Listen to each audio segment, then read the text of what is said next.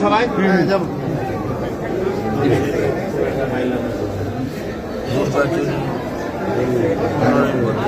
কিছু সঠিক পাওয়া গেছে।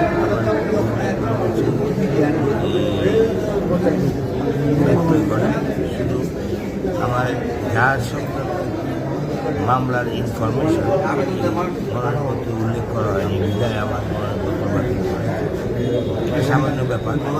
এটা আপিল করে ঠিক হয়ে যাবে ইনশাআল্লাহ। কালকেই আমার কাগজ সংগ্রহ দিয়ে আপিল করবো এবং আগামী 2 দিন আমি সকলে।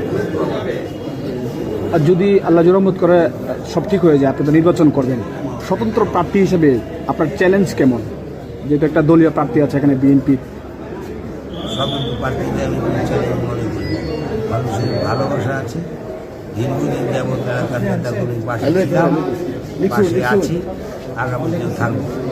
যে কারণে আমাদের তৃণমূলের নেতাকর্মী আমার সাহস, তৃণমূলের নেতাকর্মী আমার উৎসাহ, তৃণমূলের নেতাকর্মী আমার ভোট এবং তৃণমূলের নেতাকর্মী আমাকে পাশে।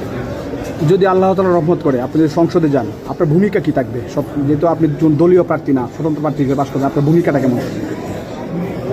ইনশাআল্লাহ আমি সংসদে গেলে দেশের কথা, দশের কথা, আমার এলাকার জনগণের কথা, আমার এলাকার মানুষের সমস্যার কথা ভাই, পক্ষপাতমূলক কোনো আচরণ দেখেছেন কিনা, কিংবা সামনে হওয়ার পর এখন পর্যন্ত নির্বাচনের ব্যাপারে? নির্বাচনের ব্যাপারে এখনো কোনো পক্ষপাতিত্ব দেখি নাই। নির্বাচনের মাঠে যখন লড়াই করবো তখন বুঝতে পারবো কোনো পক্ষপাতিত্ব হচ্ছে। ঠিক আছে।